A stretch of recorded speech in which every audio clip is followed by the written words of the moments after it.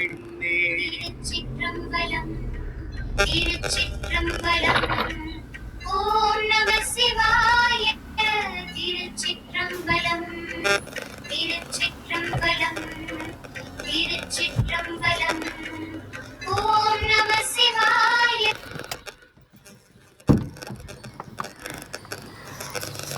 அனைவருக்கும் இனிய காலை வணக்கங்கள்.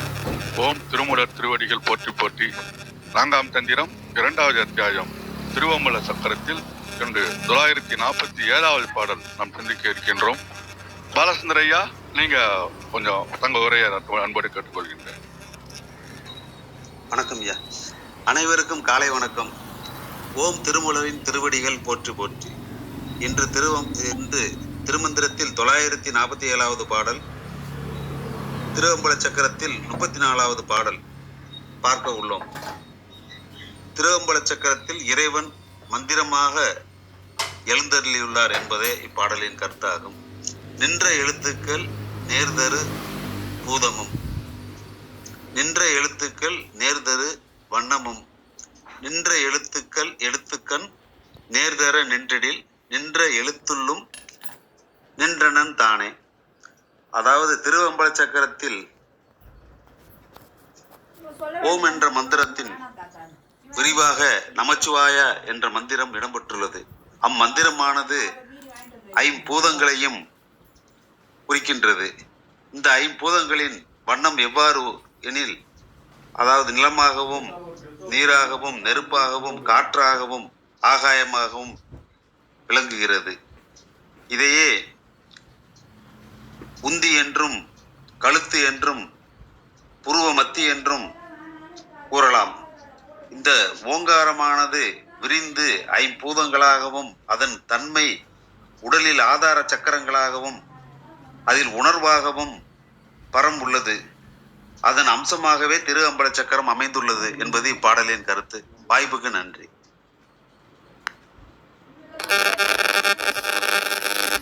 நன்றிங்க ஐயா. வாருங்கள் அம்மா வித்யாமா, தங்கள் கருத்தை பதிவு அன்போடு அழைக்கின்றேன்.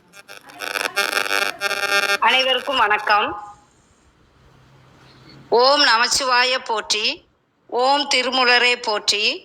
947வது மந்திரம். நின்ற எழுத்துக்கள் நேர்த்தரு பூதமும், நின்ற எழுத்துக்கள் நேர்த்தரு வண்ணமும், நின்ற எழுத்துக்கள் நேர்த்தர நின்றிடில் நின்ற எழுத்துள்ளும் நின்றனன் தானே. திரு அம்பல சக்கரத்தில் உள்ள 5 எழுத்துக்களும் 5 பூதங்களை குறிப்பதாகவும் இருக்கின்றன. பூதம் பஞ்சபூதம், பஞ்சம் என்றால் 5, அக்கரம் என்றால் சக்கரம், நிலம் நீர் காற்று ஆகாயம் நெருப்பு, இவைகள் பஞ்சபூதங்கள் நம் உடலுக்குள்ளும் உள்ளன. இந்த 5 பூதங்களுக்கு உரிய 5 நிறங்களும், அதைத்தான் நேர்த்தரு வண்ணம் அப்படின்னு சொல்றாங்க. அந்த 5 நிறங்களும் அங்கு விளங்குகின்றன. நமச்சிவாய என்னும் 5 எழுத்தை எண்ணி நாம் தியானிக்க வேண்டும். ஏனெனில் வேத விழுப்பொருளான சிவபெருமான் கருணை மனம் கொண்டு உயிர்களுக்கு மதிப்பளிக்க மனித பிறவியை தந்துள்ளான். இதை உணர்ந்து ஒழுகுபவர்கள் உலகில் உயர்ந்தவர்களாக மதிக்கப்படுவர். நாம் பிறர் மதிக்கும்படியான நல்வாழ்வை வாழ வேண்டும். இத்தனை பொருள் நிறைந்ததுதான் இந்த மந்திரம். நின்ற எழுத்துக்கள் நேர்த்தரு பூதமும், நின்ற எழுத்துக்கள் நேர்த்தரு வண்ணமும். இந்த வண்ணம் தொடர்பான கருத்துக்களை இனி காண்போம். மண் சதுர வடிவம் ல, நீர் பிறை சந்திர வடிவம் வ, நெருப்பு முக்கோண வடிவம் ரம், காற்று அருங்கோண சக்கர வடிவம் ய, ஆகாயம் வட்ட வடிவம் ஹம். இது முன்பு உள்ள மந்திரத்தில் ஏற்கனவே பதிவு செய்துள்ளார் நம்முடைய திருமூலர். அடுத்ததாக நின்ற எழுத்துக்கள் நேர்த்தர நின்றிடில். இந்த எழுத்துக்கள் எல்லாமே நேர்த்தர நிற்கும். ஒவ்வொரு எழுத்திலும் சிவபெருமான் வீற்றிருப்பார். அதைத்தான் கடைசி மந்திரமா அந்த அடிகளில் அழகா சொல்றாரு, நின்ற எழுத்துள்ளும் நின்றனன் தானே. தானே யாரு? சிவபெருமான்.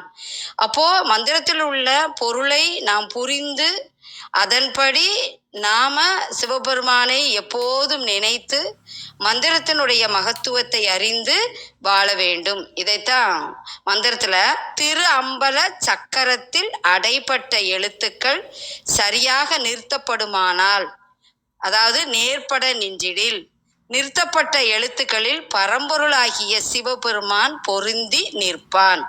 அது எப்படி இருப்பான் அப்படின்னா, மண்ணு, நீர், நெருப்பு, காற்று, ஆகாயம், இந்த பஞ்சபூதத்தின் வழி அதனுடைய வடிவத்தை, அதனுடைய நிறத்தை மிக சிறப்பா திருமூலர் மந்திரத்தில் எடுத்துள்ளார். நாம் எப்போதும் சிவசிந்தனையோடு இருப்போம். நன்றி, வணக்கம். நன்றிங்கம்மா. 5 எழுத்துக்களும் பஞ்சபூதங்களை குறிக்கின்றன. அந்த பஞ்சபூதங்களுக்கும் கலர்கள் குறிப்பிட்டுள்ளார்கள். அதுல ஆகாயம் என்பது புகமை என்று குறிப்பிடப்பட்டுள்ளது.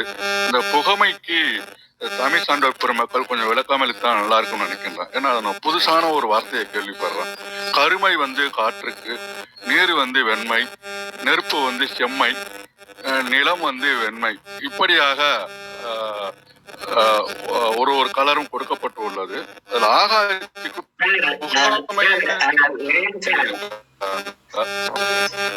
நன்றி சார். புகைமைனா grey colour sir, grey colour. நன்றி நன்றி ஐயா. தங்கள் கருத்தை கேட்டுக்கொள்கின்றேன். அப்பனார் ஐயா.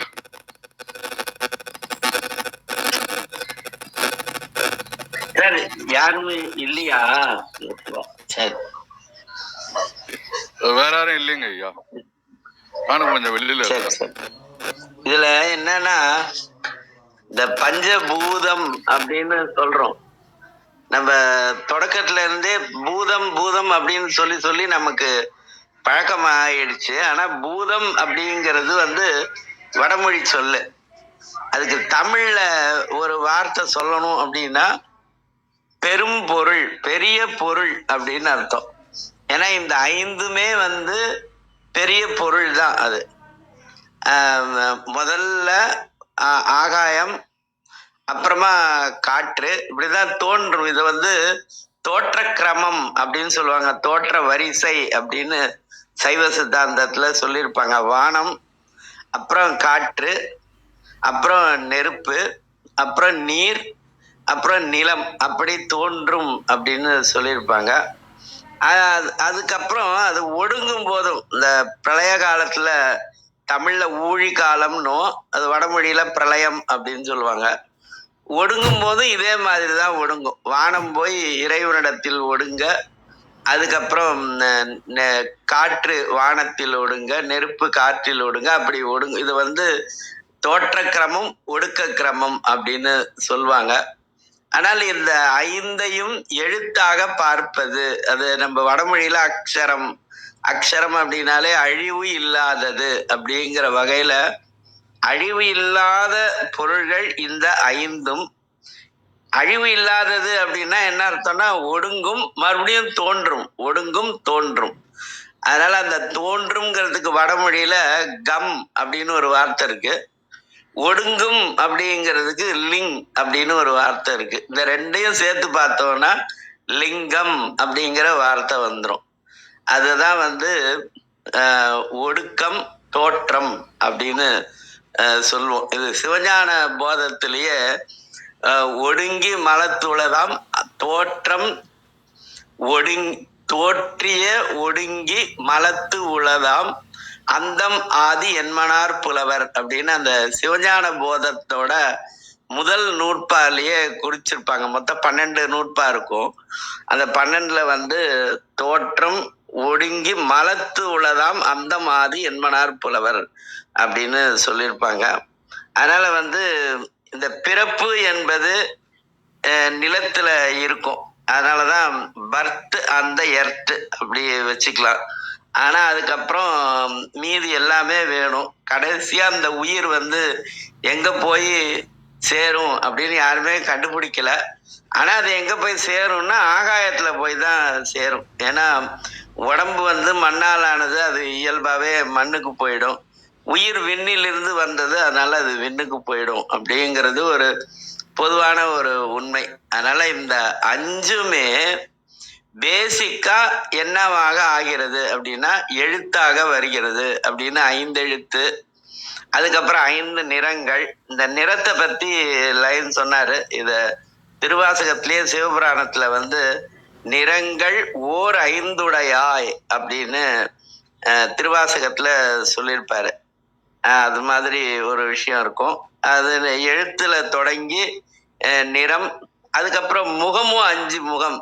ஈசானம், தற்புருஷம், அகோரம், சத்யோஜாதம், வாமதேவம் அப்படின்னு ஒரு 5 முகம் இருக்கும். எல்லாமே இது மாதிரி இந்த 5 5 5 அப்படிங்கிறது ரொம்ப அடிப்படையான ஒரு விஷயம். அதுலதான் இந்த நம்ம வடமொழியில பூதம் அப்படின்னு சொல்றோம். அதுல இருந்துதான் நமக்கு பௌதீகம் அப்படிங்கிற ஒரு விஷயமும் வந்தது. நம்ம இந்த கோவிலுக்கு போனோம்னா, அது குறிப்பா சிவாலயத்துல அந்த என்ன சொல்லுவாங்கன்னா, அந்த மந்திரங்கள் எல்லாம் சொல்லி முடிச்ச பிறகு சாந்தி சாந்தி சாந்தி அப்படின்னு சொல்லி முடிப்பாங்க. அப்படி முடிக்கும் போது அதுக்கு காரணம் என்ன அப்படின்னு சொன்னா 3 காரணமா. நமக்கு துன்பம் என்பது 3 காரணங்களால் வரும் அப்படின்னு சொல்லுவாங்க. ஒண்ணு, அதுல முதல்ல இருக்கிறதே ஆதி பௌதீகம், 2வது ஆதி ஆன்மீகம், 3வது ஆதி தெய்வீகம் அப்படின்னு சொல்லுவாங்க.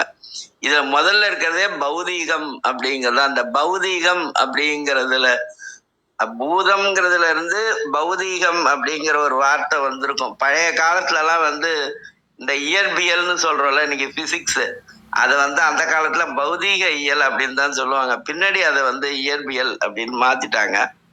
முதல்ல சயின்ஸையே பௌதீகம் சொல்லுவாங்க, அப்புறம் பிசிக்ஸ் பௌதீகம் சொன்னாங்க. அதுக்கப்புறம் இப்ப பௌதீக இயலை பிசிக்ஸ் அப்படின்னு மாத்திருக்காங்க. அது மாதிரி இந்த பௌதீகம் அப்படிங்கிறது தான் பூதம் அப்படின்னு வந்தது. யாராவது வந்திருக்காங்களா விளக்கம் சொல்ற மாதிரி இந்த பாட்டுக்கு? வந்திருக்காங்க. சரி, அவங்கள கேளுங்க. கடைசியா இந்த இந்த பாடலோடு தொடர்புடைய ஒரு திருவாசக பாடலை ஓதி நிறைவு பண்ணிக்கலாம். அவங்கள கூப்பிடுங்க சார். நன்றி ஐயா. பூதன்றதுக்கு தமிழ் வார்த்தை என்ன ஐயா? பௌதிகமா? அதான் பெரும் பொருள் சார், பெரிய பொருள்னு அர்த்தம் சார். நன்றி. வாருங்களம்மா. கிருத்திகா அம்மா வணக்கம்.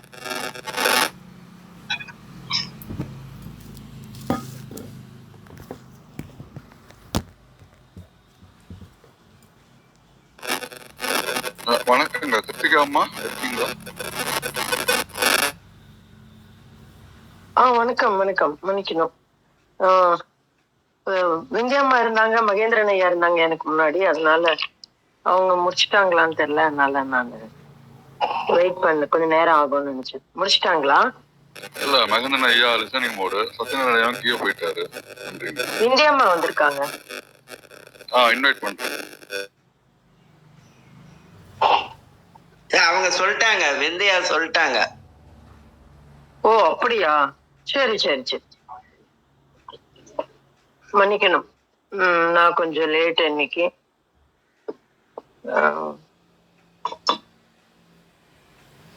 இன்னைக்கு ஆக்சுவலா நான் அர்த்தநாரியா பேசும்போது அவரு சொன்ன ஒரு இதுல இருந்து ட்ரிகர் ஆச்சு.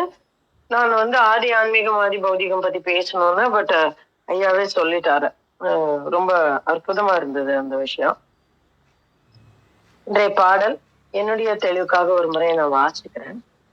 நின்ற எழுத்துக்கள் நேர்தரு பூதமும், நின்ற எழுத்துக்கள் நேர்தரு வண்ணமும், நின்ற எழுத்துக்கள் நேர்தர நின்றிடி, நின்ற எழுத்துள்ளும் நின்றனன் தானே அப்படின்னு. எழுத்துள்ளும் நின்றனன் தானே.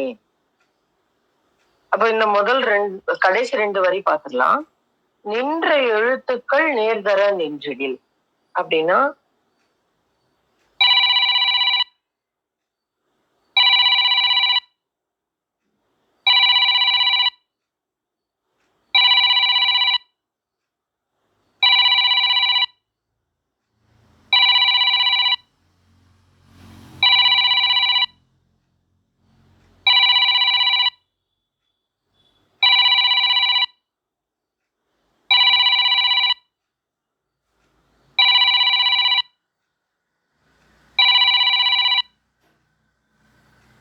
அது அப்படி நின்னுச்சுன்னா அப்படிங்கிற ஒரு பொருளை வந்து நம்ம புரிஞ்சுக்கலாம். அப்படி எப்படி நிக்கணும்? அப்படி நின்னுச்சுன்னா நேர்தர நின்றிடில், அப்படி நின்னுச்சுன்னா நேர்தர நின்னுட்டா அப்படின்னு சொல்ற. நின்ற எழுத்துள்ளும் நின்றனன் தானே. அப்போ என்னங்க சொல்றீங்க? நின்ற எழுத்துக்கள் நேர்தர நின்றிடில்னா எப்படிங்கிறத நம்ம முன்னாடி பூரா சொல்லிட்டே வந்திருக்காரு. எப்படி சக்கரத்துல அமைக்கணும், அகச்சக்கரமா எப்படி அமைக்கணும், புறச்சக்கரமா எப்படி அமைக்கணும், அதுக்கு என்ன பேரு, இதுக்கு என்ன பேரு, திருவம்பல சக்கரம் எங்கதான் அமைந்திருக்கிறது, அதுல எத்தனை அறைகள், இதுல எத்தனை விதமான பெர்முடேஷன் காம்பினேஷன் எல்லாம் போட முடியும், எல்லாமே சொல்லி கொடுத்துட்டாரு. சொல்லி கொடுத்துட்டு நேத்திக்கு என்ன ஆரம்பிச்சாரு, இத வந்து உள்ளுக்குள்ள அகச்சக்கரமாக எங்கனம் அமைப்பது, எங்கனம் உள்ளே நின்று அந்த புறக்கிரியாக இருந்ததை அகக்கிரியாக எங்கனம் மாற்றுவது அப்படிங்கிற ஒரு விஷயத்த ஆரம்பிச்சார் நேத்தி. அப்போ அப்படி சொல்லும்போது யகார சக்கரம் அப்படின்னு நான் ஒரு படத்தை கூட பகிர்ந்து கொண்டேன் நம்மளுடைய வாட்ஸ்அப் குரூப்ல. அப்ப அந்த மாதிரி யகார சக்கரம் எங்கனம் அமைகிறது, அது உள்ளே எங்கனம் அமைகிறது. ஏன்னா யகாரம் என்பது ஆன்மாவோடு தொடர்புடையது. அதை வந்து ஆகாயத்தின் கூற்றோடு இணைத்து எங்கனம் நிறுத்துவது அப்படிங்கிறத ஒண்ணு சொன்னார். சோ இந்த இடத்துல எப்படி சொல்றாரு அப்படின்னாக்க, அது எங்கனம் நிறுத்துவது அப்படின்னா ஒரு சௌகரியத்துக்காக நம்ம மீண்டும் ஞாபகப்படுத்தி பார்க்கலாம்.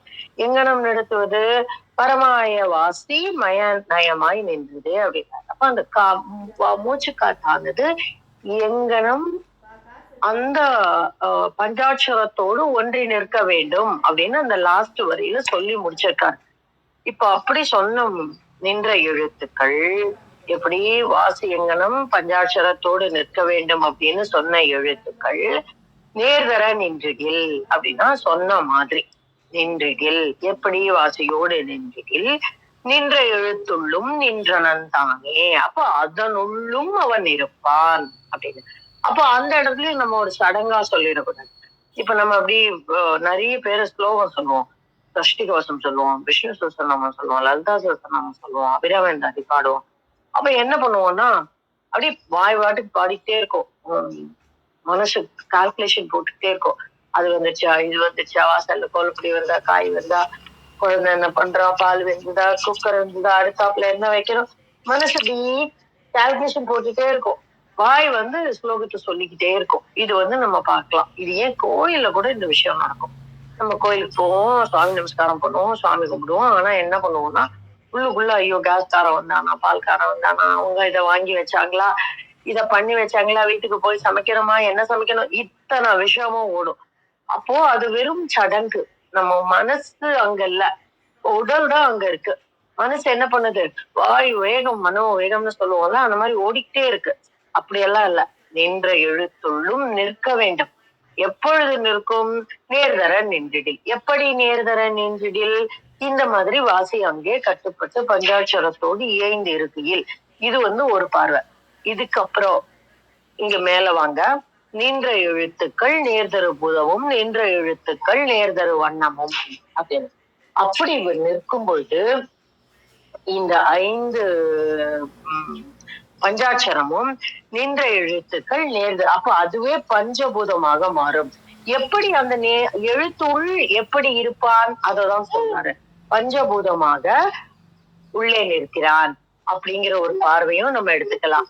அப்ப இந்த பஞ்சபூதமாக எங்கனம் இந்த பஞ்சாட்சரத்தை உணர்ந்து கொள்வது, இத வந்து முன்னாடியே அவரு நமக்கு சொல்லி கொடுத்திருக்கிறாரு. எது இந்த திருவம்பல சக்கரத்தின் ஆரம்பத்திலேயே அவர் வந்து எப்படி பஞ்சாட்சரத்தை இந்த பஞ்சபூதத்தோடு இருத்தி நம்மளுடைய ஆதார சக்கரங்களினோட நிறுத்தி இந்த விஷயத்த பண்ணணும்னு நமக்கு சொல்லி கொடுத்திருக்கிறாரு.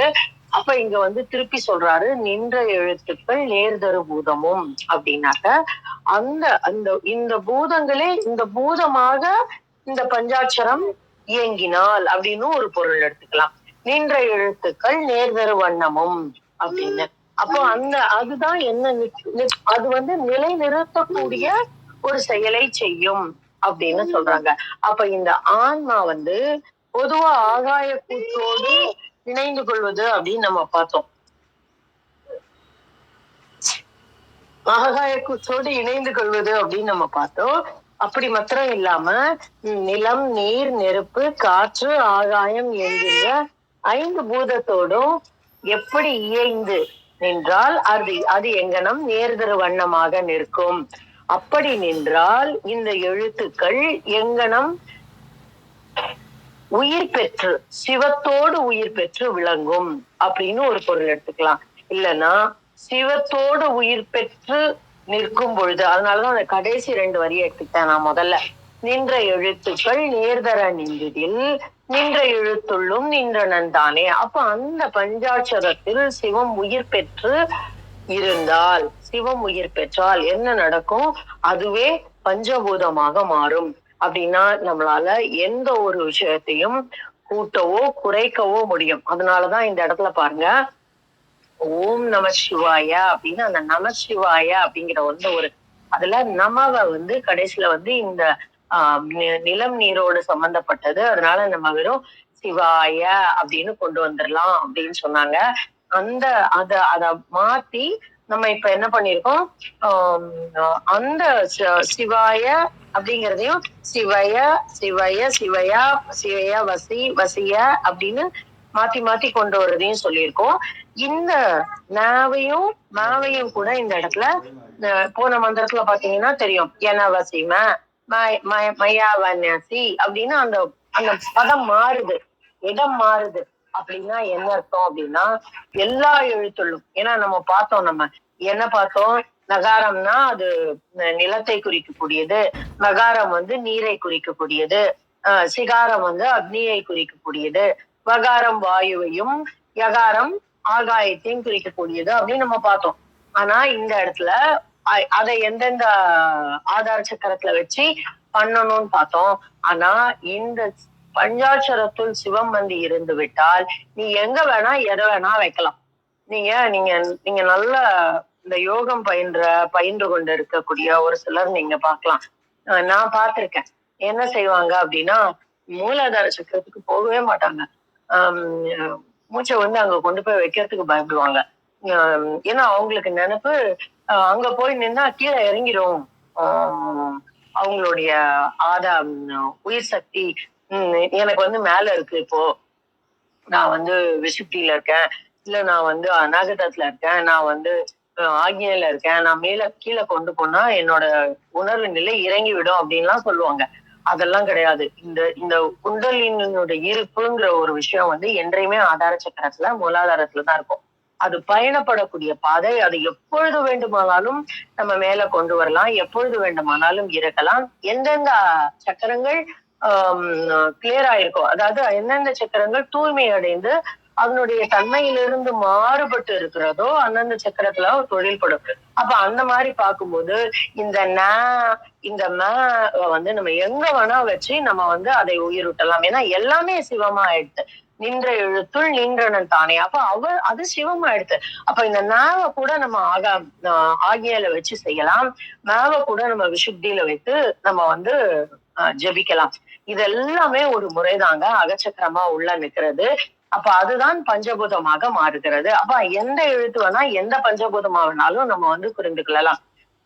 நான் இதை அடிக்கடி சொல்லியிருக்கேன். இந்த வலது கால் மடக்கி வச்சா இடது மூச்சு வரும், இடது கால் மடக்கி வச்சா வலது மூச்சு வரும். அப்ப கோயிலுக்கு போகும்போது நான் முன்னாடி எல்லாம் பார்ப்பேன், தெய்வம் எந்த பக்கம் கால் மடக்கி வச்சிருக்கு, அந்த கோயில் ரொம்ப வசதி, அந்த அம்மன் ரொம்ப வசதி, அப்படி எல்லாம் நான் பார்ப்பேன்.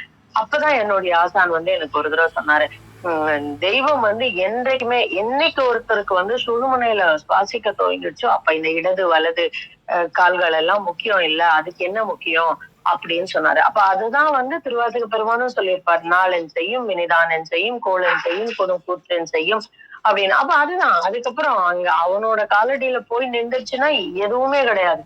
அப்ப அந்த மாதிரி இந்த பஞ்சபூதங்கள் தான் நேர்கரு வர்ணமமாக நிற்கிறது.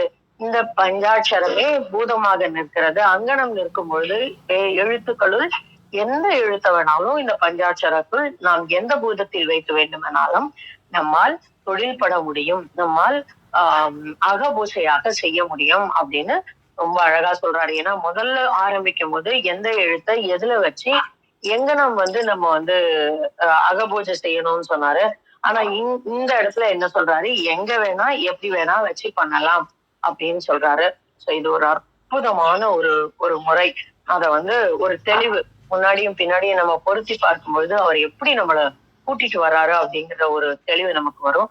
அத்தகைய தெளிவை தந்த இந்த ஒரு மந்திரத்தை உங்களோடு பகிர கிடைத்த இந்த காலை வேளைக்கு நன்றி சொல்லி என்னுடைய பகிர்தலை முடித்துக் கொள்கிறேன். நன்றி. நன்றிங்கம்மா. மகேந்திரன் ஐயா, தாங்கள் கருத்து கூற விரும்புகிறீர்களா? வணக்கம். நிச்சயமா ஐயா, என்னோட குரல் தேவைக்குதுங்களா?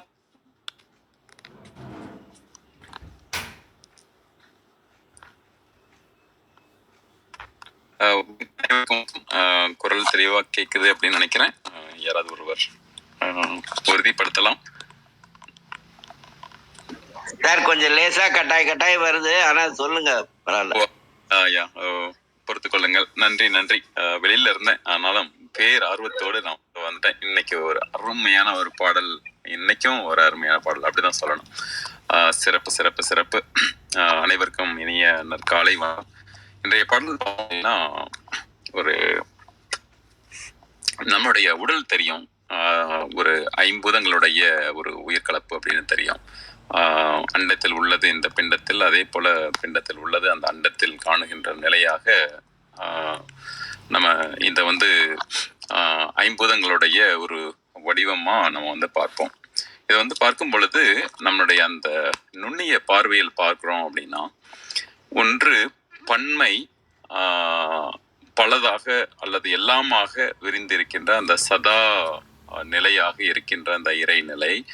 அப்ப அந்த பன்மை மீது நம்ம வந்து சரியாக உணர்ந்து கொள்ளணும் அப்படின்னா அதை இருமையாக, அதாவது ஒரு யோகா நிலைக்கு போறதுக்கு முன்னாடி நான் மனிதன், அப்புறம் அந்த இறை நிலையோடு நம்ம வந்து ஒன்றுகின்ற அந்த உயர்நிலை அப்படின்றப்போ வந்து அந்த இருமை நிலைக்கு போயிட்டு அதிலிருந்து ஒருமை என்ற நிலைக்கு வரும். அதாவது வேறு வேறு அல்ல, இந்த பஞ்சபூதத்தின் வெளியில உள்ள அந்த அண்டம் தான் நமக்குள்ள இருக்கு, நமக்குள்ள இருக்கதான் அங்க இருக்கு அப்படிங்கிறத வந்து உணர்ந்துகின்ற ஒரு நிலை.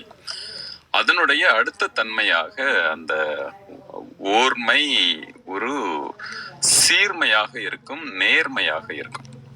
இதுல வர அந்த நேர் நின்ற அப்படின்றதுக்கு அதான் சொல்லணும் அப்படின்னு நான் நினைக்கிறேன். அது நேர்மை என்பதை பல பார்வைகள்ல பார்க்கலாம். ஒரு பார்வை என்ன அப்படின்னா, நம்ம அதாவது எல்லாம் நேராக ஒரே கோட்டில் இருப்பது. ஒருத்தர் நேர்மையா இருக்காங்க அப்படின்னா எப்படி சொல்ல முடியும் அப்படின்னா, அவங்களுடைய எண்ணம், அவங்களோட சொல், செயல், அப்புறம் விளைவுகள் எல்லாமே வந்து ஒரே களத்துல இருக்கும். எந்த நேரத்திலும் அந்த மாற்றம் இருக்காது, அந்த ஒரு நிலையோடு இருக்கின்ற ஒரு நிலை. இதுல இந்த பாடல்ல வந்து ஒரு சில சூட்சுமங்களை வந்து வச்சிருக்கிறார். அந்த சூட்சுமங்கள்ல ஒரு சூட்சுமம் என்ன அப்படின்னா, நின்ற எழுத்துள்ளும் நின்றனன். அப்போ வந்து எல்லா எழுத்துக்களும், அதுவும் முக்கியமா இங்க நம்ம சொல்றது, நம்ம ஐயா அத்தனார் ஐயா சொன்னது மாதிரி, கிருத்திகா அம்மா சொன்னது மாதிரி, அந்த பஞ்சாட்சரத்தின் ஒரு தன்மையாக அந்த எழுத்து நின்றது. எப்படி நிற்குது அப்படின்னா, ஒன்றை வந்து சொல்லும் பொழுது எப்படி நேர் நின்று அப்படின்னு நீங்க வந்து இந்த இரண்டும் ஒன்றோடு ஒன்று எப்போதுமே சேர்ந்து வர சொற்களா இருக்கும். அப்ப நேர் நின்று அப்படின்னா அந்த ஒரு நேர்மை என்பது சரியா பொருந்தி எல்லாமே கூடி அந்த சரியாக முதல் சொல்றது நேரு பூதமும். அப்போ இந்த எழுத்துக்கள் எல்லாமே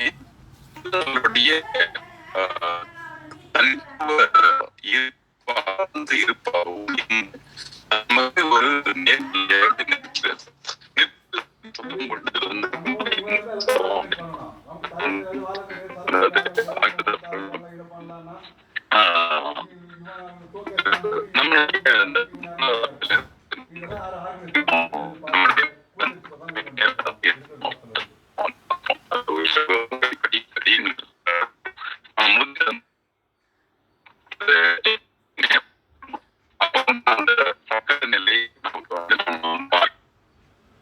அதே போல நீங்க அந்த நேராக நின்று அது பண்ணும் பொழுது வந்து அந்த ஆற்றல் பாதை சமநிலை என்பது வந்து நம்ம வந்து உணர்ந்து கொள்ள முடியும். அந்த சரியா வரும். இன்னொன்னு இதுல எழுத்துக்கள் நம்ம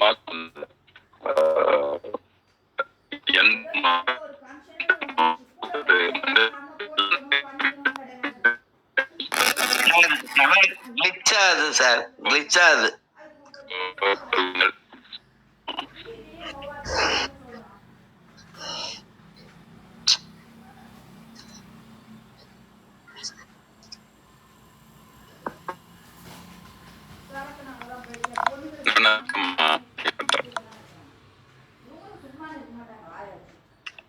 சரியா இல்லையா? இன்னும் வரல சார்.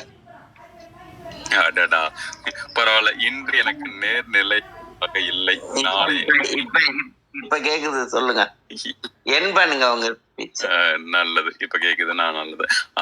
அப்ப வந்து அந்த நேர்நிலை என்பது நம்ம திங்கிங் டால், ஸ்பீக்கிங் டால், ஸ்டாண்டிங் டால், சிட்டிங் டால், அதாவது அதே போல பேசும் பொழுதும் நம்மளோட வேண்டியது நேர் நின்று அப்ப வந்து அப்படிங்கிறது பார்த்தோம். அப்ப அந்த நேர் நின்ற கூறுகள் என்பது மாறுகிறது. அமைப்பு என்பது நம்ம இறையின் அன்பாகவும் மாறுகிறது அப்படிங்கிறது.